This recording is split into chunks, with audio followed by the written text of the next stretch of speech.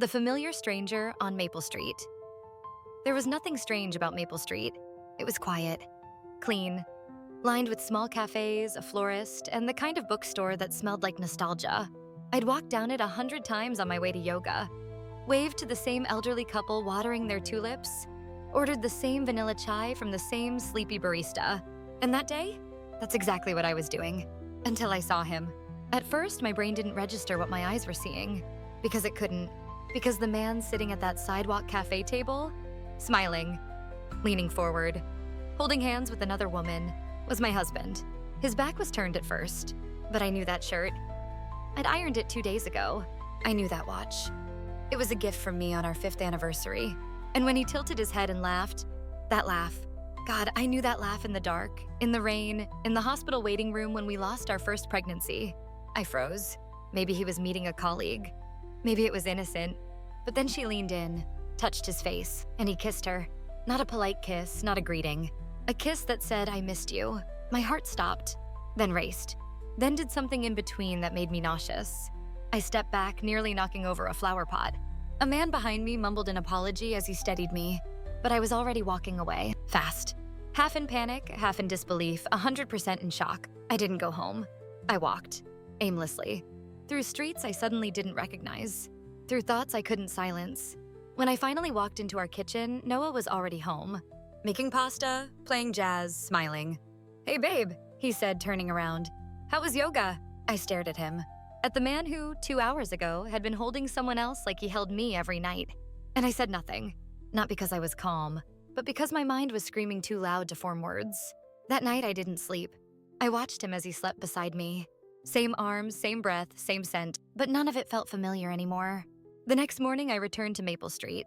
I needed answers, or proof that I was crazy. But the table was empty.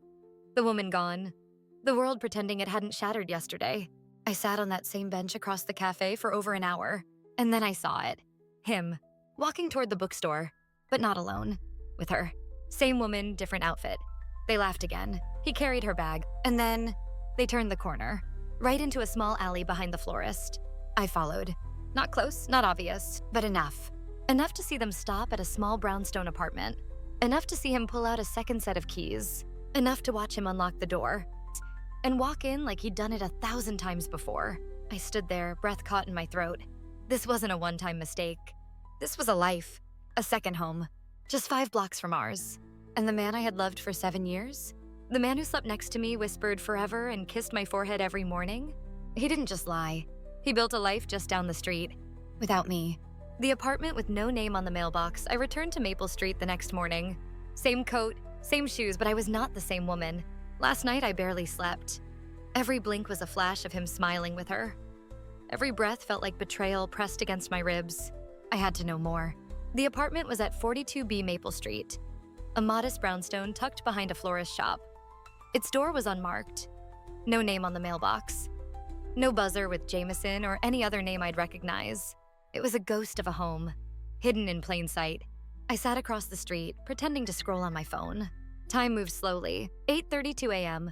No movement. 9:15 a.m. A delivery man dropped a small parcel, rang once, left. 9:47 a.m. Nothing. Then at 10:04 a.m., the door opened. She stepped out first. The woman from the cafe, wearing leggings, a hoodie, hair tied back like she'd just kissed a good morning to the man inside. And then, a child. A little girl, no older than 5, curly dark hair, holding the woman's hand, chewing on the edge of a toy bunny. My heart stopped. I leaned forward without realizing. And then, he came out, Noah, carrying a backpack, wearing the same jacket he wore when he kissed me goodbye just yesterday. He bent down to the child, kissed her forehead. The little girl reached for his face and said, "Bye, Daddy." I couldn't breathe. The sidewalk felt like it tilted. A ringing in my ears drowned out every sound on the street. Noah smiled, waved at them both, then and casually walked the opposite direction, back toward our home. He didn't see me. He walked right past the bench I was sitting on, just 10 feet away. Same pace, same posture, like nothing had ever happened. Like he didn't just kiss his daughter goodbye. His other daughter, the one I never knew existed. I wanted to scream, to run after him, to demand answers, but I didn't. Not yet. Instead, I stood, waited until they turned the corner. Then I crossed the street, Approached the mailbox outside the brownstone. I needed a name, a clue, anything. The mailbox slots were numbered, not labeled. Unit 3B, 4A, 4B, no 2A, no 1C, and no 2B. Just a blank slot, sealed with tape, no name, no number, like it didn't exist at all. A woman walked by carrying groceries. I stepped toward her. "Excuse me?" I asked, trying to sound casual. "Do you know who lives in Unit 2B?" She looked confused. 2B? That's strange. I didn't know anyone lived there. Thought that one was empty. Always quiet. Never seen anyone come in or out. I nodded slowly. "Thank you." So he didn't just hide his second life. He erased it. Back home, I sat in our kitchen, hands shaking. Noah wasn't home yet. I checked the clock. 11:15 a.m. He'd probably walk in at 12 like he always did on Sundays. Smile, kiss me. Maybe ask if I wanted brunch. And I'd have to sit across from the man who had a child 5 blocks away. A child who called him daddy. But I wasn't ready to confront him. Not yet. Because I needed to know, how long had this been going on? Did the child come before or after me? Did he marry me knowing he had another family? Or was I the other woman without knowing? I opened my laptop. Searched public birth records, names, photos, social media. I didn't even know the woman's name. But I had her face, and I was going to find the truth. Even if it burned. The girl in all the birthday photos. The internet is a terrible place to search for the truth, because once you start digging, you realize how deep people can bury lies. But I wasn't ready to stop. It took me hours. Reverse image searches, scrolling through Maple Street community Facebook groups, old florist shop reviews, tagged photos. Then Saidi? There she was. Her name, Emily Rhodes. Her profile, private. But her sisters? Wide open. The cover photo hit me like a truck. A birthday party. Balloons, streamers, a cake with glittery pink icing. And in the center, the little girl.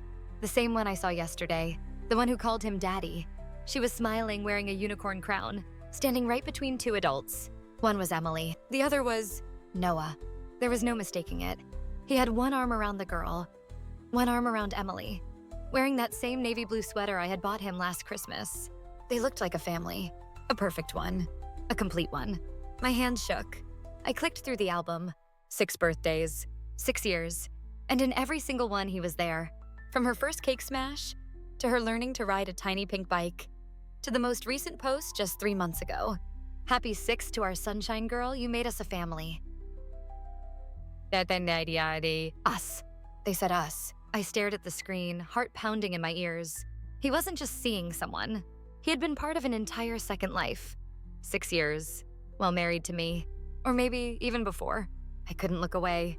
My thumb kept scrolling. Photos of beach days, Christmas mornings, a baby announcement from 7 years ago. Noah wasn't tagged, but he was there. In the background, holding Emily's hand, carrying gifts, smiling. And then, in the comments, from people I knew, our neighbors, our mailman's wife, even my coworker's cousin. "She's growing so fast, Noah. You're the best dad. Emily, she's your little twin." They all knew. They all knew. And no one said a word. I slammed the laptop shut. My chest ached, my stomach twisted, not just because of the lie, but because I had lived my life thinking I was loved, chosen, the only. And I wasn't even a secret. I was just a detail he managed. That night when Noah walked in, he smiled. Same old Noah.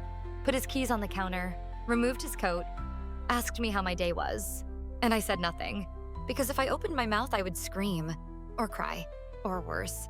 Beg for an explanation I already knew wouldn't fix anything. So I nodded, pretended, and waited, because now it was my turn to keep secrets. Everyone knew but me. The silence was louder now. It didn't just live in our house. It followed me into every room, every sidewalk, every polite smile from neighbors who waved like nothing had happened. Except now I knew. They all knew. When I saw Mrs. Langston watering her plants, I no longer waved, because I remembered her comment at our Christmas party last year. "You're glowing, Clara. Marriage must really agree with you." I thought it was kindness. Now I realized it was pity. At the grocery store, I saw the florist's daughter. She looked at me, looked away.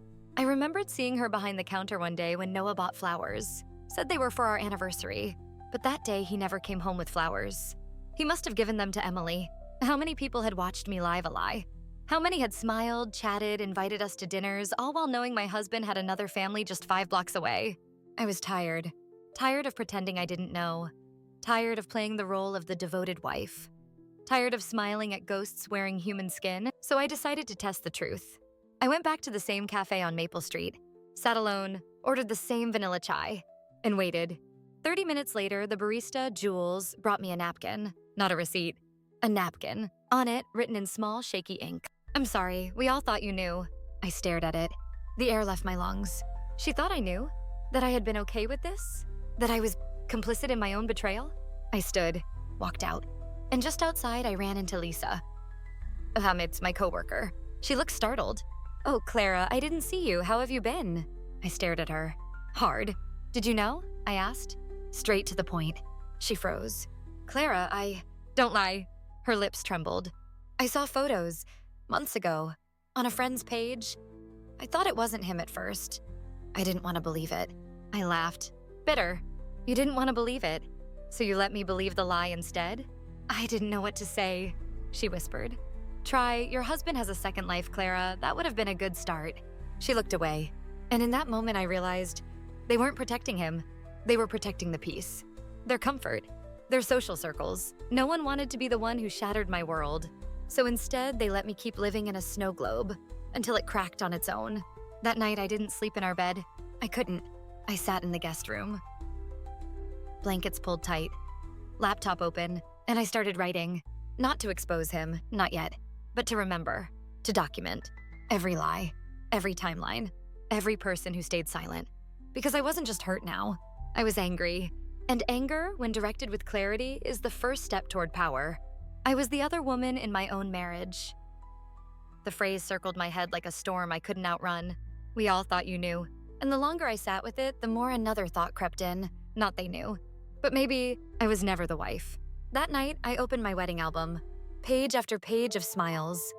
Of a white dress I chose carefully. Of guests who clapped as we kissed. But now those faces blurred. Because some of them, they had commented under Emily's photos. "She's lucky to have you both." Family goals. You've built something beautiful. They weren't just witnesses to our wedding. They were witnesses to the lie. I looked at the date of our wedding certificate, 5 years ago. Then I looked at the first birthday photo of the little girl, 6 years ago. And in that photo, Noah was there, holding a newborn, kissing Emily's forehead, wearing the same watch he wore at our ceremony. The timeline didn't overlap. It started before. I wasn't the beginning. I was the addition. Suddenly, all the gaps made sense. The weekends he traveled for work. The time he missed my mom's surgery. The unexplained charges on our card from baby stores. He said they were for a coworker's gift. The deep guilt in his eyes when I told him I was scared we couldn't have children. He already had one. He already had them. I remembered a night from a year ago. I was sick. Fever, chills. He tucked me in, kissed my forehead, said he'd be back soon with soup. He didn't return for 4 hours. When I called, he said he got stuck in traffic.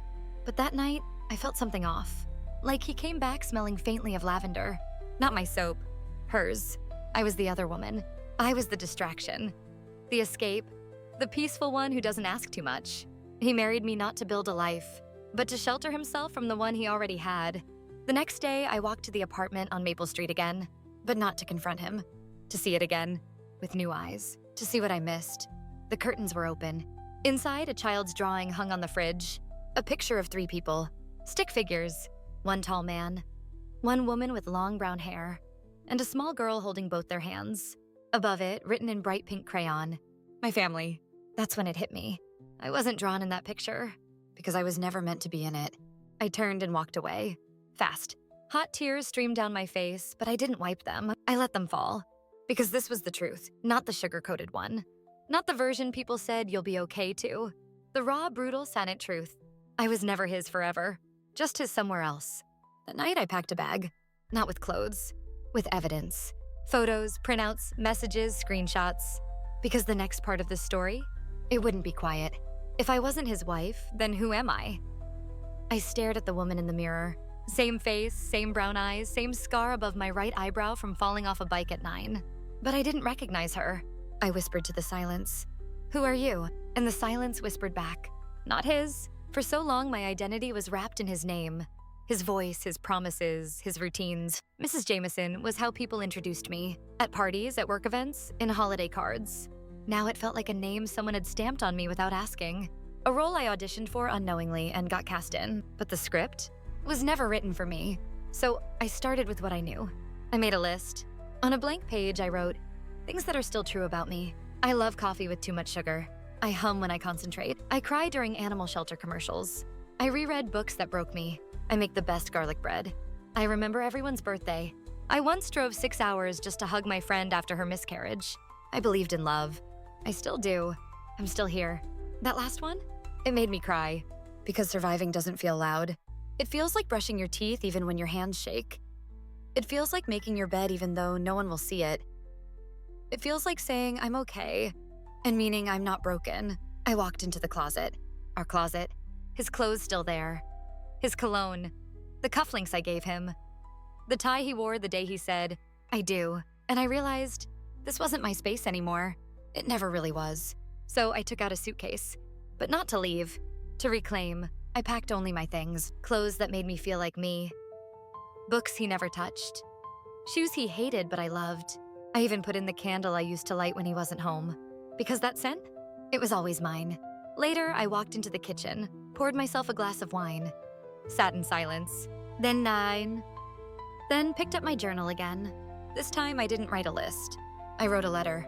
Dear me, you are not what he made you. You are not the silence he forced on you. You are not the second choice. You are not the background to someone else's story. You are the whole story. And starting now, you write the next chapter. I didn't call him. Didn't send the letter. Didn't post anything online. This part of healing was mine alone. The next morning, I looked in the mirror again. Still the same eyes, still the same scar, but this time I saw a woman rising. The day I stopped waiting for an apology, there was a time I thought healing couldn't begin until he looked me in the eye and said, I'm sorry. Sorry for the lies. Sorry for the years I can't get back. Sorry for making me believe I was his everything when I wasn't even his only. I imagined it so many times. He'd fall to his knees, he'd cry, he'd beg. He'd finally understand what he did to me. But reality? It's quieter, colder.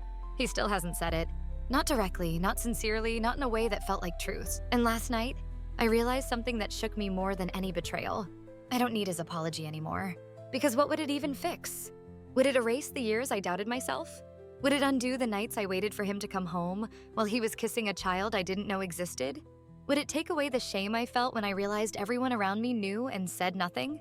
No, it wouldn't. Apologies don't rebuild trust. They don't wipe pain.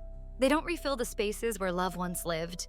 This morning, I walked to the river near our old favorite spot, the bench we used to sit on. He once carved our initials into the wood. I used to think it was romantic. Now it just looked like a scar on something that never asked to be marked. I sat down, watched the water, closed my eyes, and I whispered 3 words, not to him, but to the girl I used to be. I forgive you. I forgave myself. For not seeing the signs, for loving him so deeply, for needing someone so badly I didn't notice he was never fully there, for trusting silence more than my instincts, for staying when I should have asked questions, for hoping. I didn't cry. Not this time, because the tears weren't needed anymore. I stood, pulled out a small folded note. His last message to me. I never meant to hurt you, I just got lost. I stared at the words one last time, then let the wind take it from my hand. It fluttered, spun, and disappeared, just like the version of me who thought she wasn't enough. When I got home, I lit my favorite candle, made tea, put on the playlist I used to listen to before I ever met him, and I danced. Alone, free, no apology required. The woman I found beneath the ashes, I used to believe the version of me that loved him the most was the truest me. But I was wrong. The truest version of me is the one who stood up after the fire, the one who walked through ash and still chose to bloom. It didn't happen in one grand moment. There was no applause, no miracle, just small, steady shifts. I started waking up before my alarm again, started cooking for myself, not to impress, not to share, just because I deserved to eat something warm and made with care. I went back to the bookstore on Maple Street. This time, I didn't search for his face in the crowd. I bought a journal with a cover that read, "Be the story you were born to live." And for once, I believed it. I took a new road home that didn't pass his second life. I deleted old photos, not out of hate, but because I no longer needed proof of who I was to him. Now, I needed only reminders of who I was to me. I began volunteering at a women's shelter. First just once a week, then more. One night, a woman there, shaky voice, trembling hands, whispered, I stayed because I didn't know how to leave. And I held her hand, looked her in the eye, and said, then you're already stronger than you think. because knowing that's the first step out. I saw her cry, then breathe, and I realized I didn't just survive for myself. I survived to light the way for someone else. I moved into a small apartment across town. No memories, no ghosts, just sunlight pouring through the kitchen window. Books stacked against the wall, and a single coffee cup, mine. I painted one wall soft yellow, not because it was trendy, but because it reminded me of hope, of a sunrise I almost forgot I'd lived to see. Then one day I received a letter from Noah, simple handwriting, inside a single page. I know I lost the right to say anything, but I want you to know I never stopped loving you. And I hope one day you'll remember me with something softer than pain. I folded it gently, placed it in a drawer, and whispered, I don't need to remember you at all anymore, because what I found beneath the ashes wasn't just pain. It was power, clarity, and a woman I hadn't seen in years. Me. She smiled again. She danced again. She dared to trust her own voice again. And maybe one day she'll love again. Not because she needs to be completed, but because she's already whole. What happened to him after me? That used to be impossible. But life has a way of giving you back your space once you stop filling it with ghosts. I was at a bookstore event. A reading, small crowd, nothing fancy. I had just finished signing a copy of my essay collection, the one that told my story, from fire to freedom, when I heard someone whisper behind me, you know that guy she wrote about? He teaches at my niece's school now. I didn't turn, didn't flinch, but my heart paused. Not out of pain, but curiosity. Later that night, I searched online.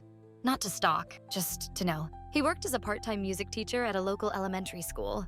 Smaller city, quiet neighborhood. Still wore that same smile in his staff photo. Still had that slightly crooked tie I used to fix.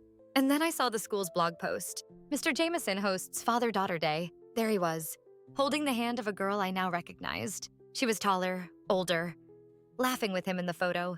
No Emily in the frame, just him and the child. I stared at it, not with jealousy, not with hurt, but with a strange, soft ache. Because love doesn't always leave scars. Sometimes it leaves a memory you can't hate. I closed the tab, took a deep breath, and whispered, I hope he learned. I hope he's better now.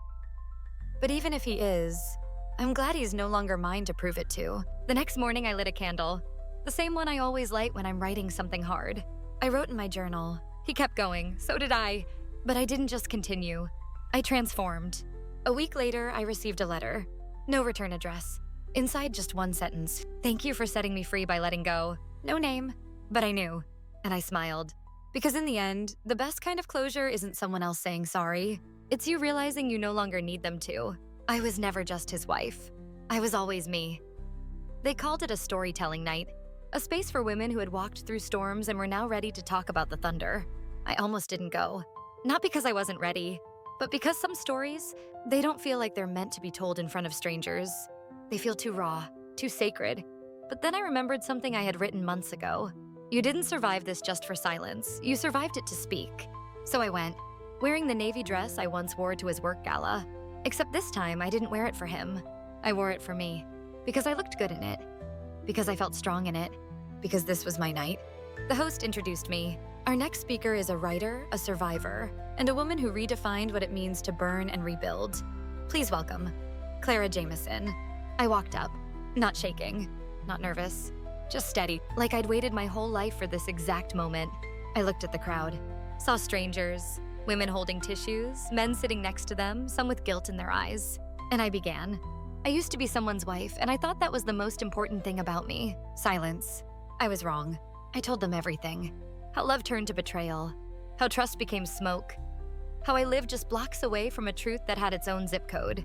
I told them about the little girl, the birthday photos, the mailbox with no name. And I told them about the morning I looked in the mirror and saw someone worth saving. Me. I saw heads nodding, tears falling. But the moment that broke something open was when I said, he didn't just lie to me. He made me lie to myself, but not anymore. I paused, took a breath, and smiled. Because now came the most important line. I was never just his wife. I was always a woman who could rise. The applause didn't come immediately. It came after 3 seconds of held breath. And then they stood, all of them. Not because they pitied me, but because they saw me. Fully. Finally. After the talk, a teenage girl approached me. Shy, eyes red. She said, my mom stayed with someone like that. She never left.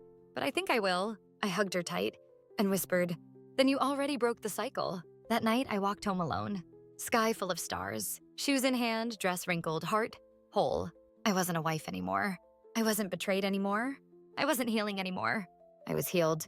And for the first time in years, I didn't whisper, "I'm okay." I said it loud. To the wind. To the moon. To the woman walking beside her own shadow. I am more than okay. I am me again. Some people leave scars, others leave lessons. Burn and reborn stories that break you, then rebuild you.